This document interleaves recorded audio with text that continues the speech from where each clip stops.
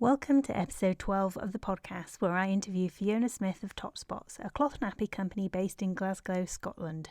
Fiona shares her inspiring journey over the last 20 years from making nappies at the kitchen table to a company now employing 75 team members who make thousands of nappies every week.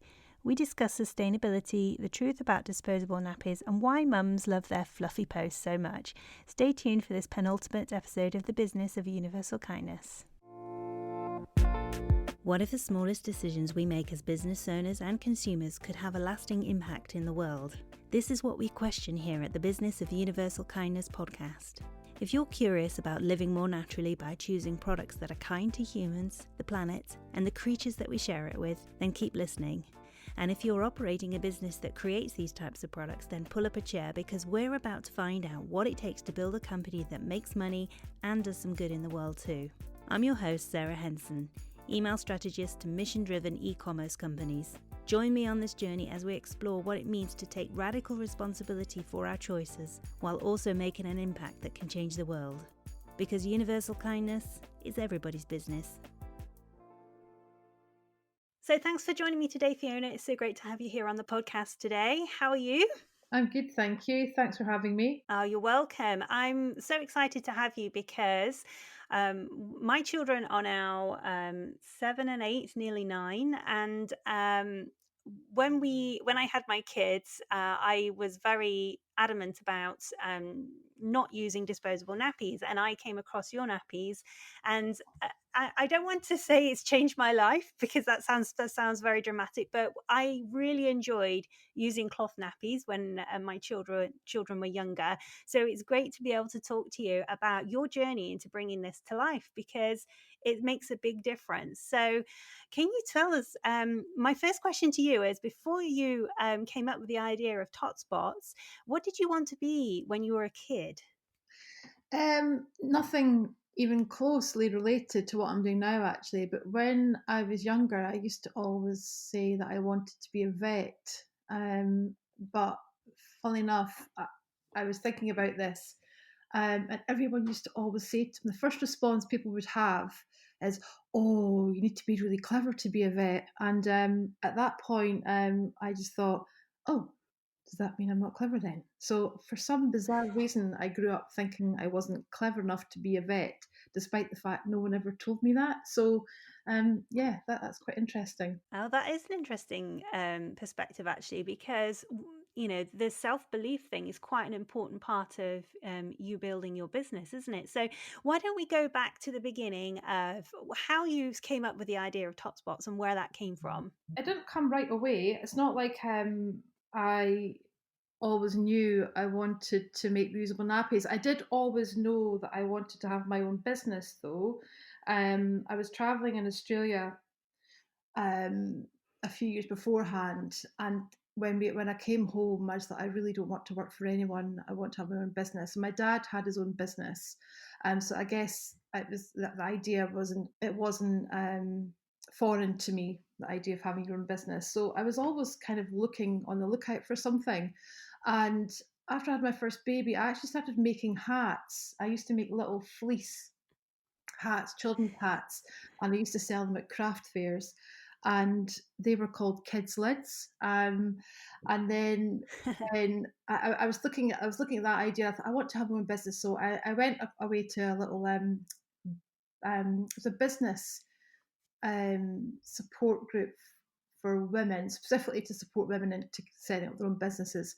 And I went to a little 6-week course and learned the basics about writing a business plan and looked at a little bit about marketing, just very, very simple introduction. And at that point, I realised, it's not a very good idea because it's too seasonal. I would only be making and selling hats in the winter time. I really want something that's all year round, and my idea didn't cover summer hats.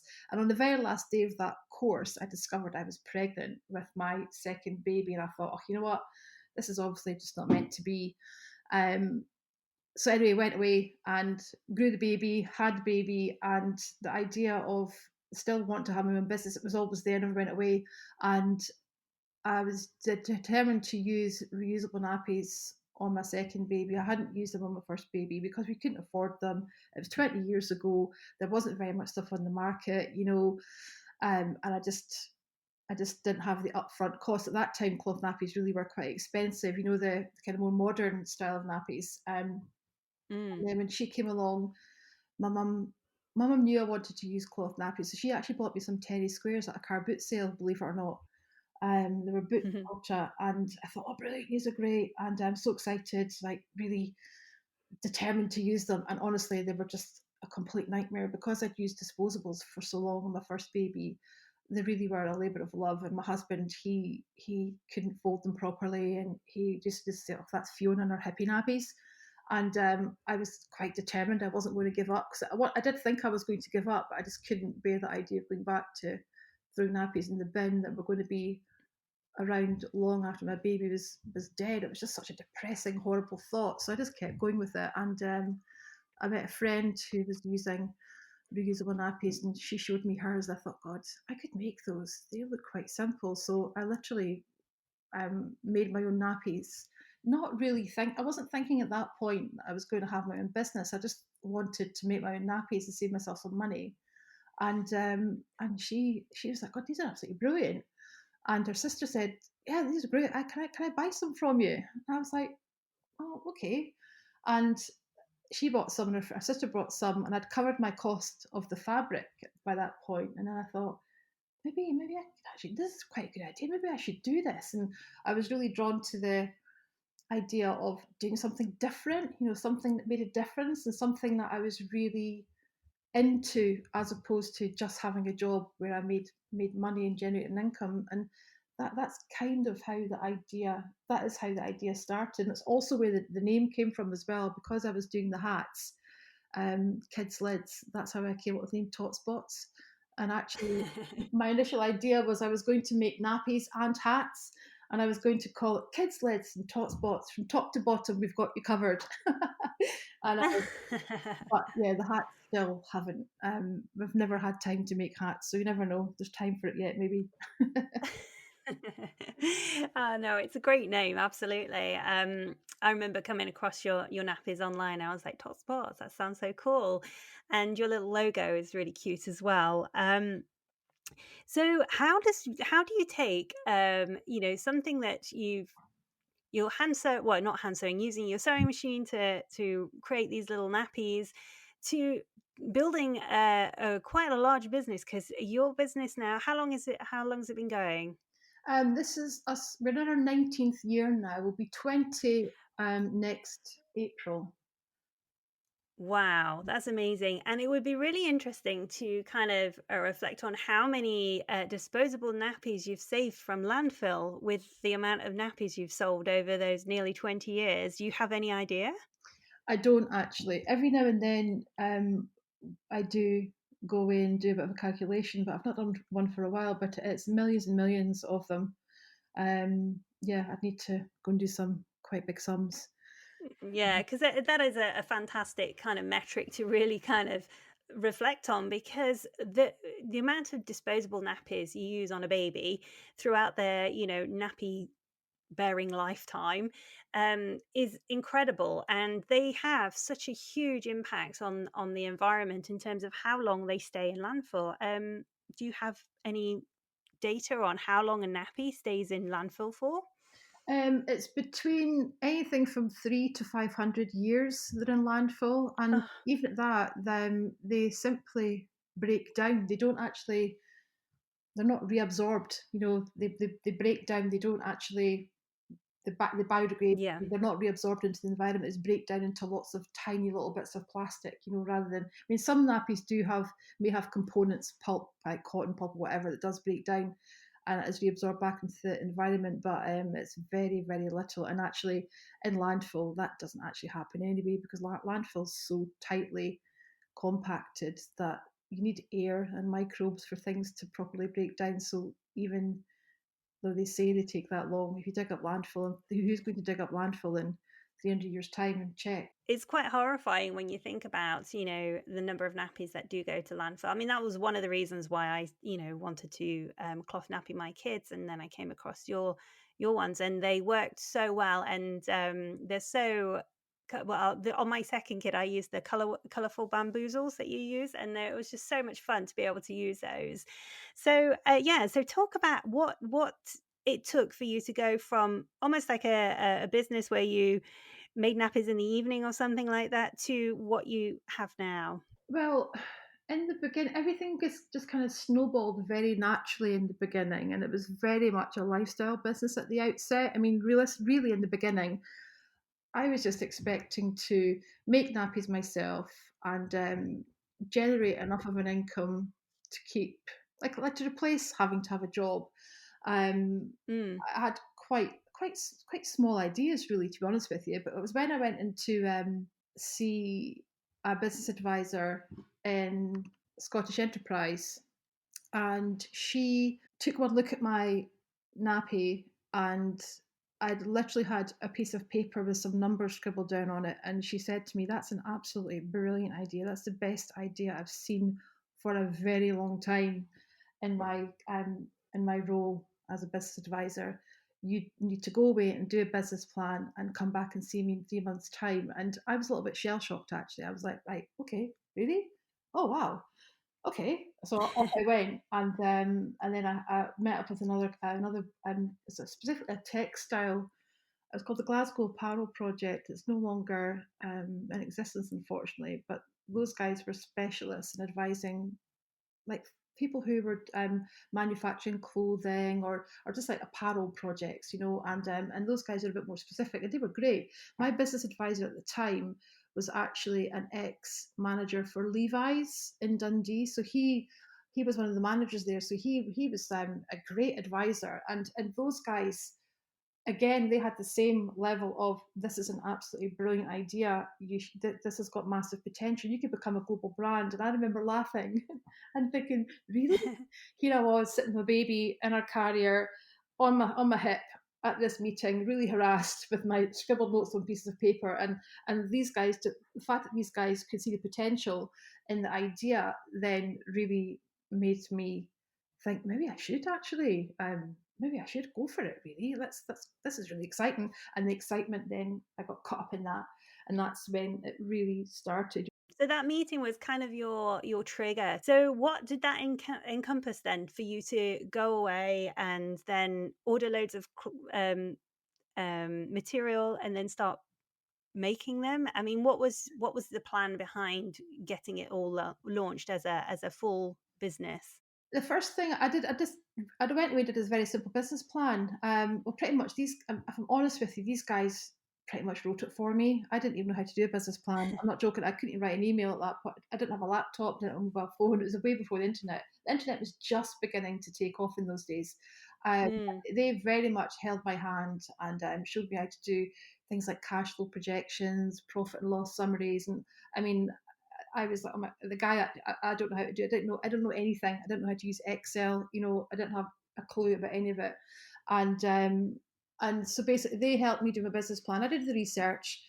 I looked into the market, who were the competitors, and looked at what the prices were, and like just I did all the kind. It's very very simple. It was also very uncomplicated because there wasn't that many people in the market in those days either.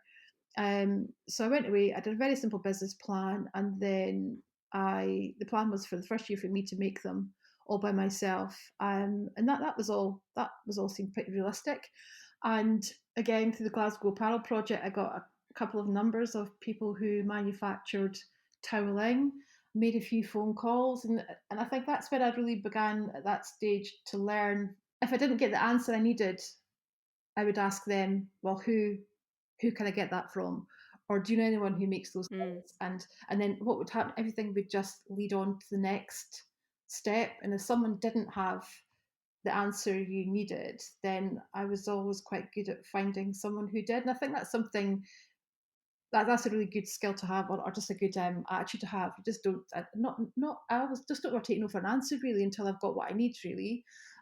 So then I went Mm. and found a guy who sold toweling, and I remember like almost apologetically in my hallway, standing in the hallway with the kids in the bedroom, said, "Hi there, I'd like to buy, I'm wondering about buying a roll of tiling from you or some tiling."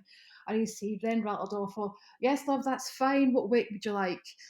And I was just like, well, what weights do you have? And he said, "Oh, we've got 150 GSM, 250 GSM." And I said, "What does GSM mean?" I didn't know what GSM meant.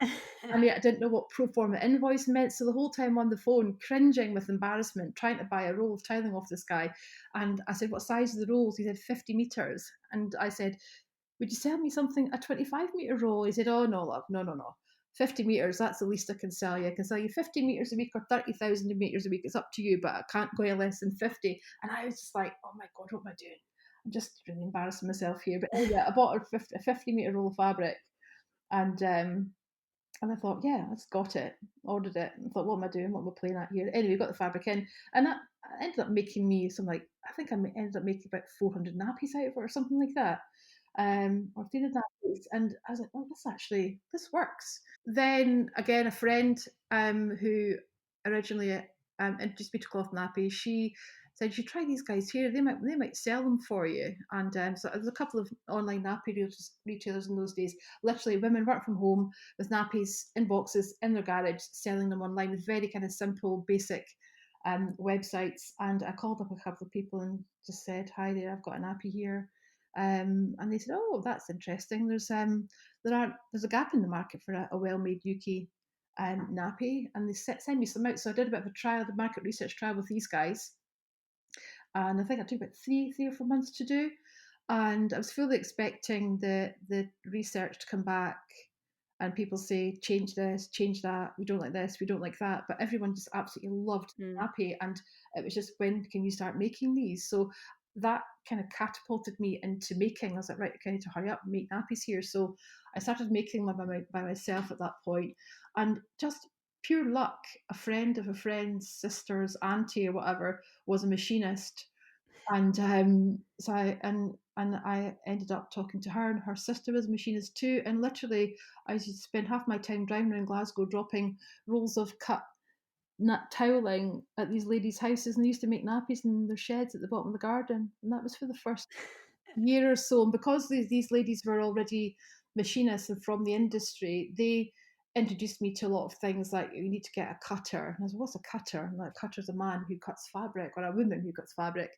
And they then had contacts and they knew people in Glasgow, so then I would pick up the phone this person. "All right, okay." And then next thing I had a cutter, and so he was in the cutting for me. And the girls were making nappies, and then we had to get ourselves a QC. Now, what's a QC? Well, QC is quality control. So then we found a quality controller, and then I think after about 2 years, we just gradually moved into. We used to make everything at home, and everything was stored at home. The fabric was stored at home. The nappies, we used to pack all the nappies in our kitchen, and the initial CityLink driver would turn up at our front door in our little flat, pick up all the nappies in bags and take them out and deliver them. It really was a very much a cottage industry.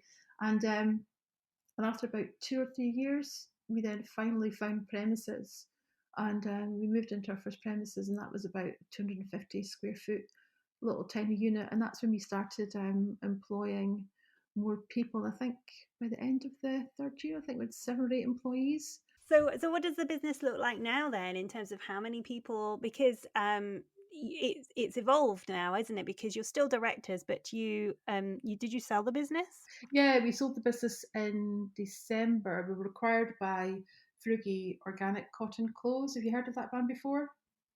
Yes, yeah, because they make clothes specifically to fit over cloth bums, don't they? Yeah, and there's quite a good story there actually, because Lucy, the business is slightly younger than ours, but Lucy set up because she was actually using Tots Bots, and she was using other cloth nappies as well. And that's when she decided that she was going to make clothing for babies that fit over cloth nappies. And that's so Tots Bots actually inspired her to start up her own business. So it's really Oh, lovely that her business has become so successful that they've ended up acquiring us. So it's a really nice little fit that we've been acquired by those guys. Lots of similar brand values. And what was behind the decision then to sell your business, but obviously still have you're still directors and still take an active role in it, I assume.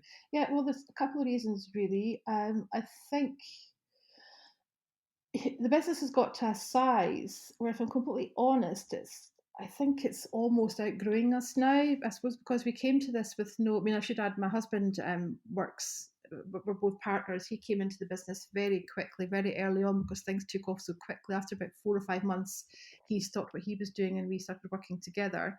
And I think because we've come to the business, we don't have any formal experience, like any kind of factory manufacturing design, or even like sales and marketing. Everything we know we've learned on the job, and we just felt it was getting to the point where the business would really benefit from having a bigger team, more brains, more experience, more capital.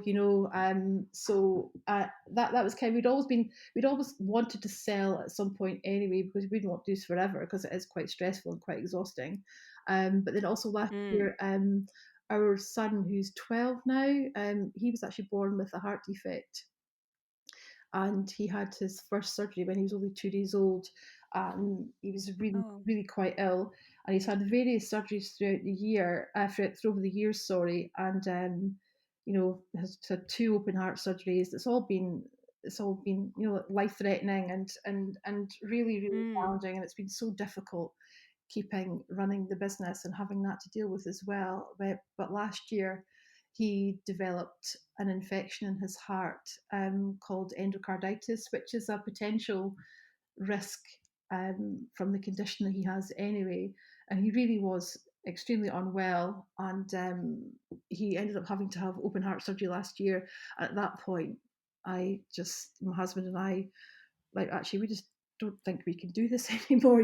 Actually, Mm. it's extremely difficult. I mean, I was in hospital, staying in hospital with him overnight, getting up, going into work, coming back. My husband would swap. He'd have the afternoon shift with Derek in the hospital, and I would then come back in, stay overnight in hospital again. And it was just too much. So when they approached us last year, we thought, yeah, no, it's definitely a good time. So what does your business look like now in terms of like how many people are working in the team and premises that you have? What's that look like? Well, basically, we've got our own factory in the east end of Glasgow. There's about 75 of us now.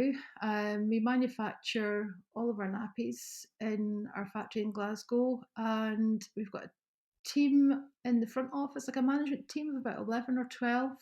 Majority of our guys are on the production floor, and warehouse. So yeah, and we've got a kind of big 20,000 square foot unit, in Queensley Industrial Estate in Glasgow. And it's funny, every time I go in, even after all this time, when I walk into the factory, I still just think, oh my goodness, we actually created this. It's quite overwhelming when you think about it. If you could talk to your younger self, what would you say to yourself?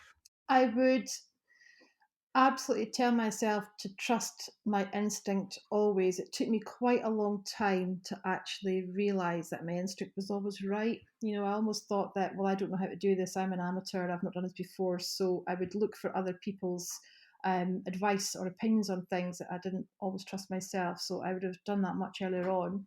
And yeah, I would have absolutely worked on building my self belief. I think, yeah, I think that's just, it's got in the way so many times, and actually kind of spoiled my journey at times. Just that you hear about people talking about imposter syndrome, and yeah, Mm. at first, imposter syndrome didn't really start getting talked about until just a few years ago. But in the beginning, I didn't realize that imposter syndrome was the thing, and just had that massive sense of, I'm just completely winging this. I don't know what I'm doing, and Mm. it just wasn't useful at all. Do you know what I mean? It just wasn't useful as Yeah. a way of thinking. It wasn't useful.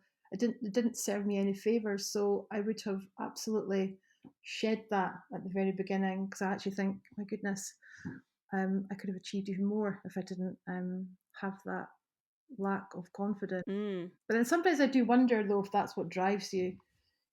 Just that's what gives Yes. that drive to keep on being a perfectionist and wanting to be successful, and actually just keep pushing and pushing and pushing and not accepting things if they're not perfect. So I'm interested. How many nappies does your factory make in a week then? I think we sometimes maybe 6 or 7 thousand per line per week. It's more than that though, because we've got nappies, we make wipes as well. We also make reusable sanitary pads too.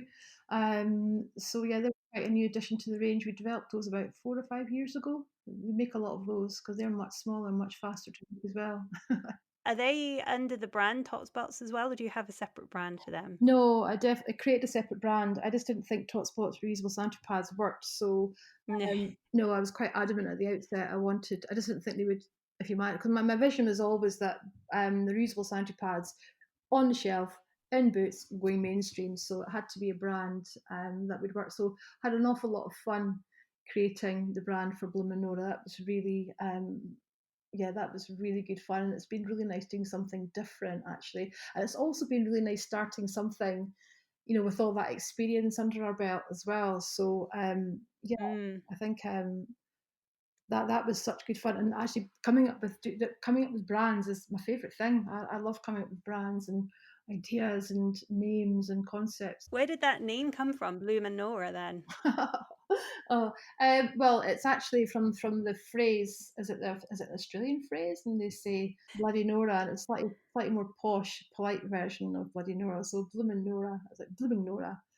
it's great. It's fantastic. So, you say your business has evolved, but I'm curious to know about how your design of your nappies evolved because obviously it takes trial and error to get the perfect fit. Is it continuing to evolve, or have you now got the perfect design that catches all leaks and everything like that? Basically, it was in the beginning. The fabric technology wasn't quite there, so we used to just make like shape toweling nappies. But after about 2 or 3 years, my husband actually he went to art school. He's a designer, so he actually took over the design of the nappies, and we had another couple of babies. So it was really good having our own little tester subject Testing for that ground. one. Yeah. So yeah, I mean, we're pretty happy with the design in terms of fit at the moment.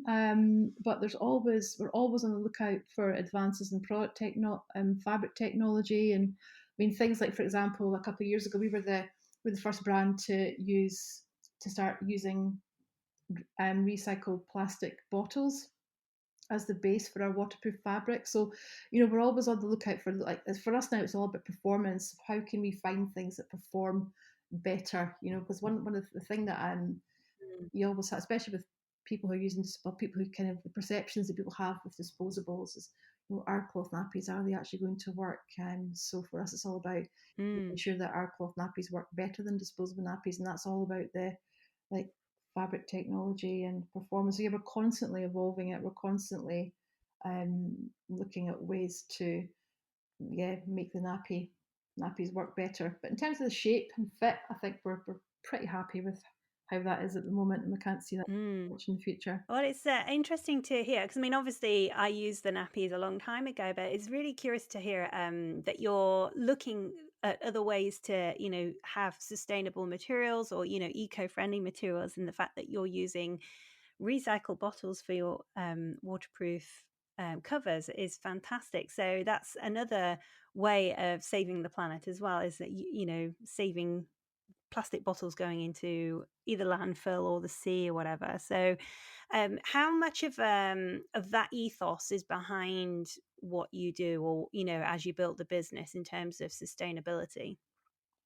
Well, it's always been there. We were also the first company to make nappies out of bamboo toweling, and bamboo uses less water. It uses less. It doesn't. It uses less. It grows without the need for fertilizers or pesticides, and it grows faster than cotton, like standard cotton.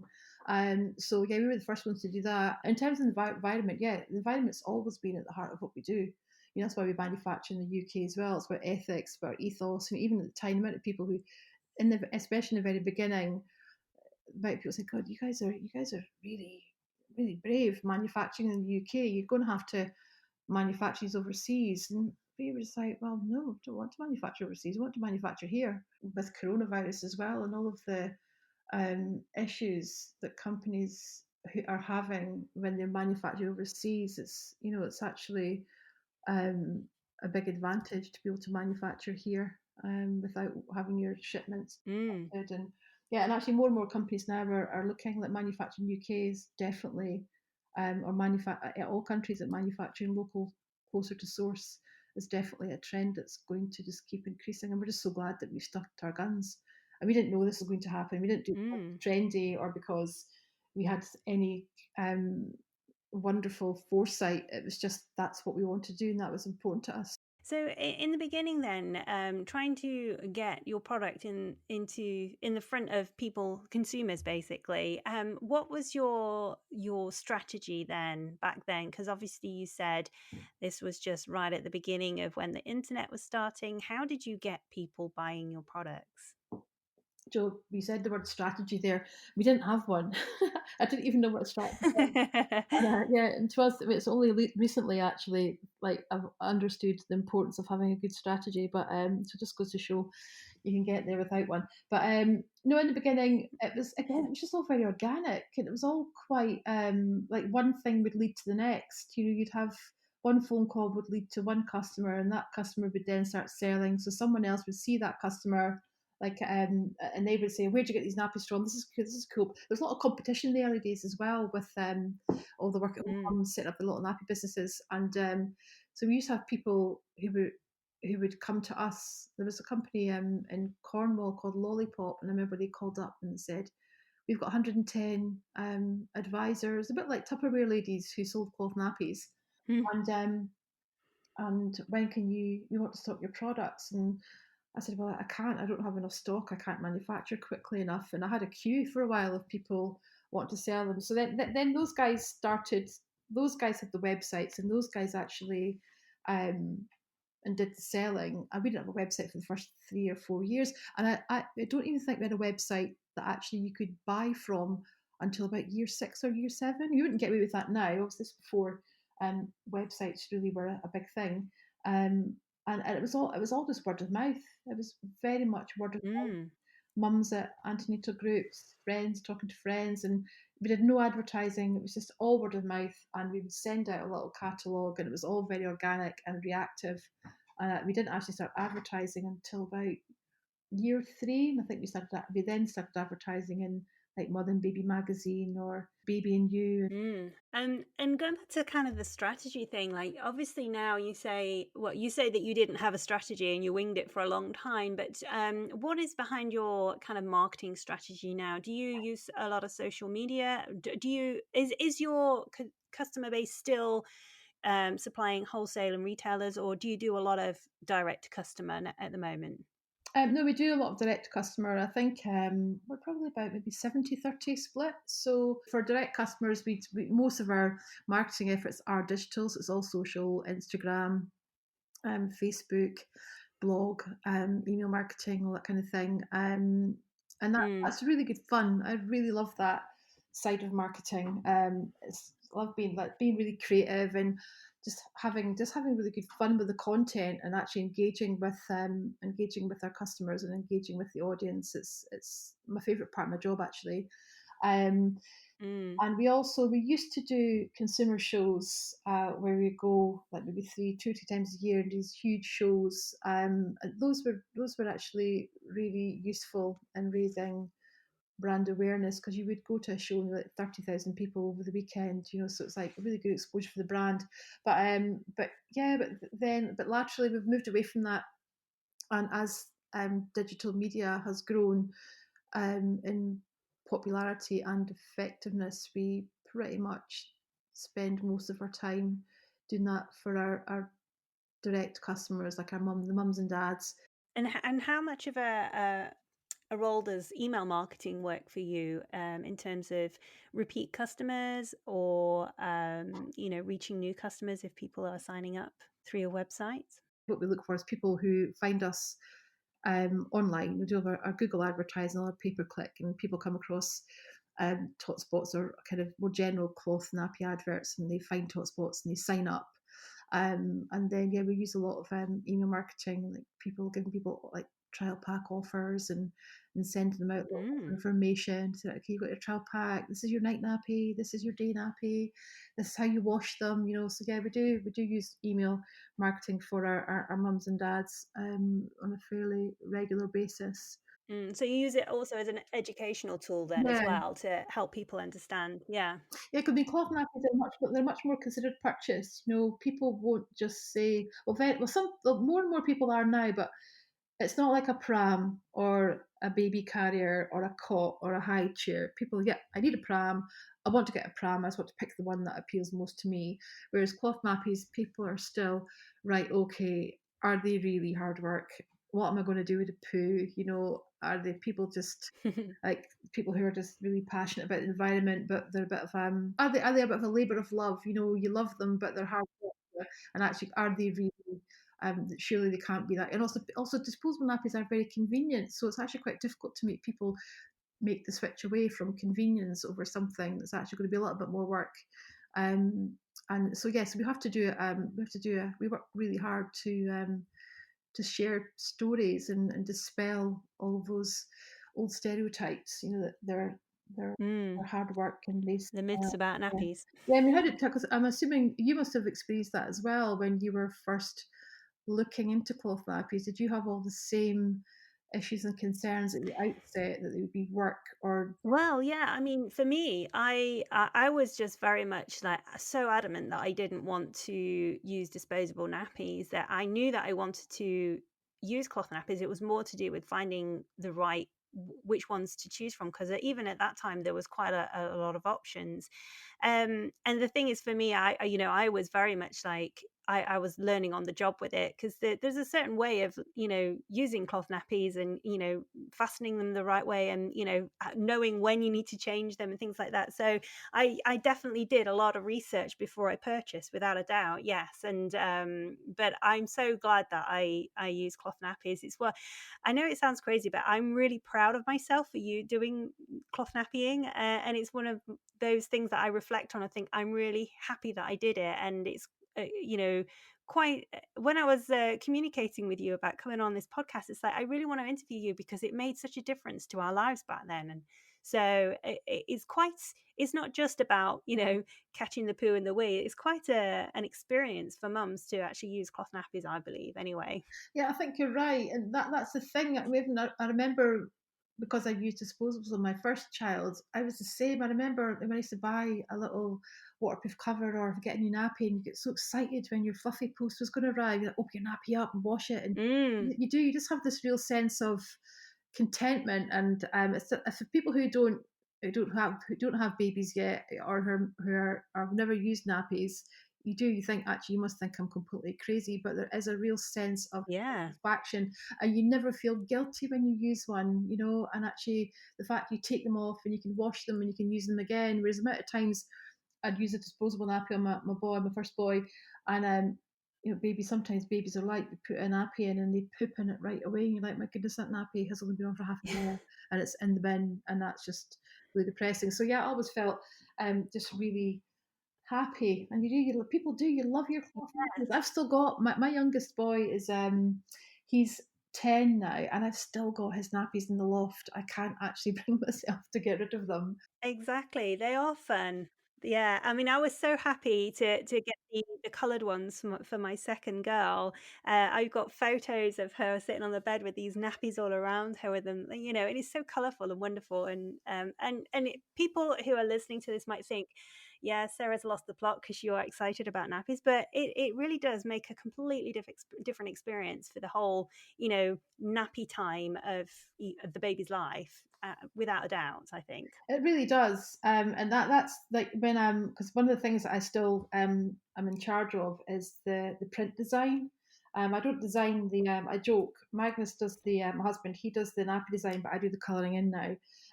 So that's again my favorite part of the job. So when I'm coming up with print ranges, I just always think about all those. Cause I've got 4 kids, I think about all those nappy changes, and I think about because that kind of when you're changing an nappy, it's such a yeah, it's just you can either it's more than just changing a poopy nappy. So that's when I put the prints when I design the prints. I always think about how can we make nappy changing more fun, and that's why Mm. I come up with things like song time or story time, because when the amount of people who say, "Oh yeah, my little girl who's 3 now, she goes away," and you tell her, "Go and get the I'm Little Teapot nappy," and she gets the I'm Little Teapot nappy, and she brings it for her little brother or little sister, and it's just about making Yeah. something that's usually a bit of a bum job a bit more fun, really. I'm curious, do you like I'm imagining that you're talking about you doing the designs of the nappies and that. Are you, the coloring in part of it, do you do like seasons of like new design or whatever? So we have about 3 or 4 ranges of prints that come out a year, and yeah, it's really nice. Always looking out for just ideas like themes. I spend a lot of time Mm, thinking about the themes for the print ranges, and what I want them to look like and what colours I want to go for, and what do I think will appeal to parents, and just what will look nice in the nappy. mm, So yeah, that's just, it's always also very nerve wracking as well, especially when you go for something that's a little bit different to what you've done before. You think, actually, what if people don't like it? But no, we always get really good feedback mm. on our print ranges. No, I imagine that it creates a bit of excitement with your customers who are, because nappy wearing is for can be for quite a long period of time in the baby's life, um, and so it gives a little bit of excitement, and the fact that maybe people even think, oh, it's a bit of a collector's item. I've got to get this next range. Well, that used to happen in the beginning. I think when we were the first ones to start doing print ranges that were ours, rather than just buying a design off the shelf. And it was when the was it Prince George was born? Was he the first one? Yeah, when Prince George was born, we brought out a royal nappy print to celebrate his Ah, arrival, and it was absolutely nuts. We didn't make nearly enough. I think we made about, was it 500 we made, and it was 350. I can't remember, and they sold out within like an hour and a half or something, and it went absolutely ballistic. And people were selling them on eBay the wow. following week for £150 a nappy. We couldn't believe it. We absolutely couldn't believe it, because we made them and sold them for our normal price, which was 16.99, I think, at the time. And we just couldn't believe that that had happened, and it created Wow. so much buzz. And actually, it was a really good thing to do, actually, because it created a lot of awareness as well. Because it's been actually mentioned in quite a few Mm. articles over the years. But yeah, it was also really stressful, because with so many people going absolutely ballistic that they couldn't get a hold of one, and criticizing us and accusing us of deliberately manufacturing a small amount. And it's like, well, no, it was the first time we'd done a limited edition. We had no idea how it would go. Yeah, it's exciting to see the trends and what works. Oh, well, I'm really pleased that you joined me today. I want to thank you for your time, for chatting with me. It's been so good hearing about the journey that you've taken over the last almost 20 years with Tots Bots. Do you have any message for anyone who's thinking of starting a business? I would definitely say just start talking to people, speak to people who've got their own business, and ask them for their opinion, and people you trust as well. Go and see a business startup advisor, and just start looking into it. So many people have this idea that having your own business is really stressful, and it's not for the faint-hearted, and it's really hard work. And to be honest with you, I never found that in the beginning. I just found everything, just as I said, like snowballed, or things just clicked. One door opened, another one opened, and things just kept growing. And it wasn't until the business got to a certain size that I then, at that point, I thought, actually, this is quite hard now. And to be honest, that's probably Mm, been more impacted by family circumstance, my son's illness, more than anything, really, to be honest with you. So I would just say, go for it and get yourself a mentor. Definitely, having a mentor is really good, because actually, when you run your own business, it can be quite a lonely place, and the only people you really have mm, to you kind of judge yourself by your sales and by how happy your customers are. There's no one actually telling you you're doing a good job, and there's not always someone there to advise you. So I would say, if people can afford it, or even get some kind of free resource. But having a business mentor has always been a massively valuable part of my journey, and I still have one now. mm. Oh, well, thanks for your time. Can you tell us where we might find you online so people can find out more about Tots Bots? Yeah, our website is totsbots.com, and our reusable sanitary pad brand is bloomandnora.com. That's fantastic. Thanks so much for joining me today, Fiona. It's been a pleasure. You're welcome. Thank you so much for giving me a shout, and thank you for using TotsBots as well. I really appreciate it. You've been listening to the Business of Universal Kindness podcast with me, Sarah Henson. If you enjoyed the show, then please subscribe and leave a review so that more people can find it and join us on this journey. Find the show notes and more episodes of this podcast at sarahhenson.co.uk/podcast. Music is by Studios On It from Audio Jungle.